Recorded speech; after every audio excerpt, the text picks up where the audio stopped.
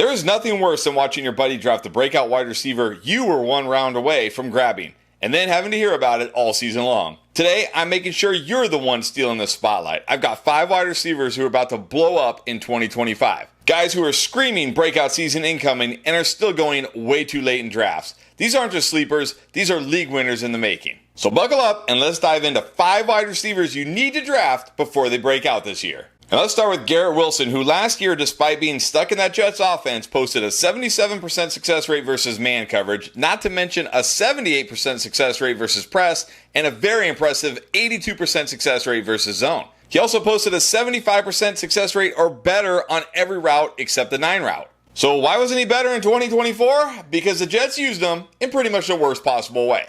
The route they had him run the second most last year? Yeah, I'm sure you guessed it, the 9 route. Because why not? They literally just stuck this guy on the outside and said, go run deep. And this is honestly the Aaron Rodgers effect, because Aaron Rodgers really just likes his wide receivers to be static before the snap. And then, of course, after they traded for his buddy, Davante Adams, he really didn't have eyes for Garrett Wilson anymore. You look at it from week 7 on with Davante Adams on the team, Wilson only saw 8 or more targets in half of his games. Compare that to the first 6 weeks of the season when he saw 8 or more targets in all but one game, including an absurd 22 target game. But now we enter 2025 with Wilson as really the only target in town. I mean, I honestly can't even name the other Jets wide receivers. Josh Reynolds, I think. Did he sign? Xavier Gibson? Is Malachi Corley still there? I honestly don't know. And while I don't love Justin Fields as his quarterback, let's not forget, just 2 years ago, DJ Moore had the best year of his career in Chicago with Fields under center. That year, he had over 1,300 yards, 8 touchdowns, and scored 17 points per game on his way to a top 10 fantasy finish. And unlike Aaron Rodgers, Fields is not a guy who's going to go through his progressions. He'll see it, he'll throw it. And while that may not be good for Wilson's catch rate, it's going to be fantastic for his target rate. And not only is Garrett Wilson still one of the best route runners in football, he's also one of the best wide receivers when it comes to being in space and in the open field. Just get this guy the ball and he can do the rest. I wasn't super thrilled when Justin Fields signed here and didn't think it was good for Garrett Wilson, but the more I dive into it, the more I can see Garrett Wilson finally having his best year of his career with Justin Fields, because I think Justin Fields is just going to force feed him the ball over and over again, and the target share alone to go along with the talent here is going to be enough to propel Garrett Wilson to a breakout season in 2025. And then speaking of misused wide receivers, that was Marvin Harrison as a rookie last year, who was asked to play outside and on the line of scrimmage for about 80% of his snaps. That's a big ask for any wide receiver, let alone a rookie. But despite this, he actually handled it pretty well. He had a 73% success rate versus man coverage, a 76% success rate versus press, and a very impressive 81% success rate versus zones. Those numbers were very similar to Malik Nabers last year. He just didn't have the benefit of being used like Malik Nabers last year. The Cardinals had him run slant routes, flat routes, and screen routes on a combined less than 16% of his routes in 2024. This has to change in 2025, because not only did he post an 80% or higher success rate in all of these routes, these are the ways to get your best wide receiver the ball and let him make plays. The Cardinals just did not let him do this in 2024, which is really strange because this was one of his strengths coming into the draft as a prospect out of college. Now, of course, I do understand there is some risk here because this is the same exact coaching staff, and there is a chance that nothing changes. And if nothing changes, well, you're going to come back and watch this video in 2026 and say, haha, you were wrong. But I've got to believe that all the noise this offseason, there is going to be changes in how he is used. We are still talking about one of the best wide receiver prospects of the last 5 years who had a 22% target share as a rookie, all while running one of the most static route trees on a team with no major competition for targets outside of a tight end.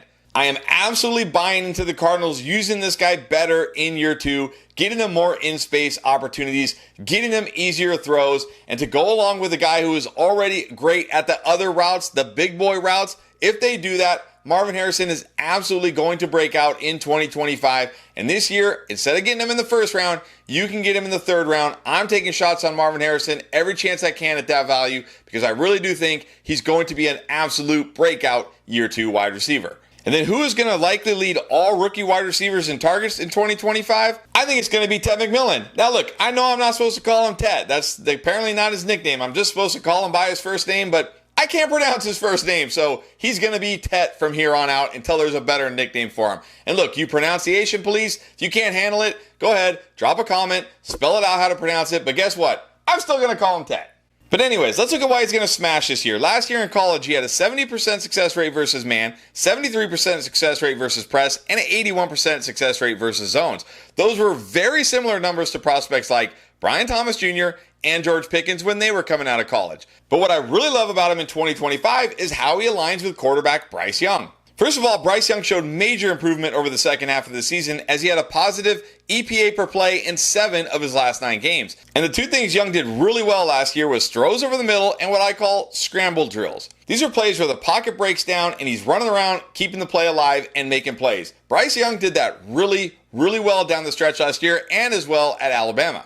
And guess what? This is also where McMillan thrived last year. He had an extremely strong 82% success rate on the dig route, and he really understands how to find those soft spots in the defense and help his quarterback when his QB is on the move. Couple this with the fact that he only went down on first contact on 50% of his in-space attempts last year, and he broke multiple tackles on 16%, and you have the makings of the perfect fit wide receiver for a quarterback like Bryce Young. So when you factor in the fact that he's a perfect fit for Bryce Young and the fact that he has very little competition for targets here, I think McMillan is set up to absolutely smash and break out in year one, similar to what we saw with guys like Brian Thomas Jr. and Ladd McConkey last year. Maybe not quite to the level of those guys, but if he comes even close, you're going to love the fact that you drafted this guy in your 2025 fantasy leagues.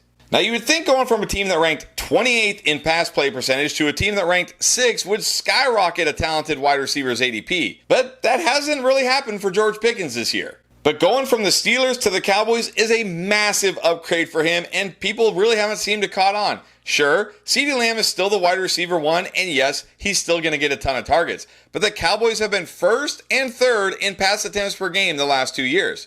There are more than enough targets to go around for George Pickens in this offense. And Pickens has shown the exact kind of development you want in an ex-wide receiver. He's gone from a below-average man coverage beater as a rookie to an above-average last year. And what should be a surprise to absolutely nobody, the Steelers and Arthur Smith used him in pretty much the least creative ways they could last year. He was asked to run vertical or out-breaking routes on almost 50% of his routes. These are the toughest passes to complete, and it's just a gross misuse of his talents. Pickens is able to do so much more, and one thing I think could really help him take off is if the Cowboys ask him to run more slants, which is actually one of his strongest routes. Pickens is an athletic freak. Get this guy in space on quick throws, and he can rack up massive yards after the catch. And when you couple that with the fact that he can also win deep and especially win those contested catches, he is just an absolute perfect fit for this offense. Oh, and if all that isn't enough, let's not forget the last time Dak played a full season, the Cowboys finished 1st in passing touchdowns per game. And one other thing Pickens is good at, he's a big-time red zone threat as well. I think we're going to absolutely see George Pickens go wild in 2025. Yes, even with CeeDee Lamb, and his ADP has not reflected this whatsoever. George Pickens is becoming one of those wide receivers I find myself drafting in every single draft if I can. I think he's going to absolutely explode this year and finally break out. Speaking of talented wide receivers being stuck in terrible situations, that pretty much defines Jakobi Meyers' entire career. After being stuck with terrible quarterbacks for his first 4 years in New England, he went to the Raiders just to be stuck with more terrible quarterbacks. But we got a glimpse of how good he can actually be last year as he averaged 14 points per game from weeks 4 on when he was the wide receiver 1 post Davante Adams. But remember, he did this playing with Gardner Minshew and Aiden O'Connell. Now he gets Geno Smith, who has finished top 2 in accuracy rating each of the last 4 years. And last year, Geno helped fellow slot wide receiver Jackson Smith and Jigba break out in a big way. Now Myers is certainly not the talent JSN was coming out of college, and he's entering year 7, not year 2, but I think he can have a similar breakout year this year. And with new head coach Pete Carroll in town, we're going to see a real NFL offense this year for the first time in I don't know how many years for the Raiders. And of course, I do like rookie Jack Besh, but let's not forget, he's a rookie who will likely be ramped up slowly. But even when he does fully ramp up, Jacoby's role as a slot wide receiver is solidified, and I think he's ready to have his best season ever. And if he does do that, not only will it be a breakout year for him, but he'll be one of those wide receiver picks you look back on and either kick yourself for not drafting or say ha-ha to the rest of your league because you did draft him because you saw this video. But of course, if you want to laugh at the rest of your league because you dominated your draft and got all those sleepers and must drafts and league winners, you need to know more than just this. We got you covered. Everything you need. It's in our 2025 playlist, and you can find it right here.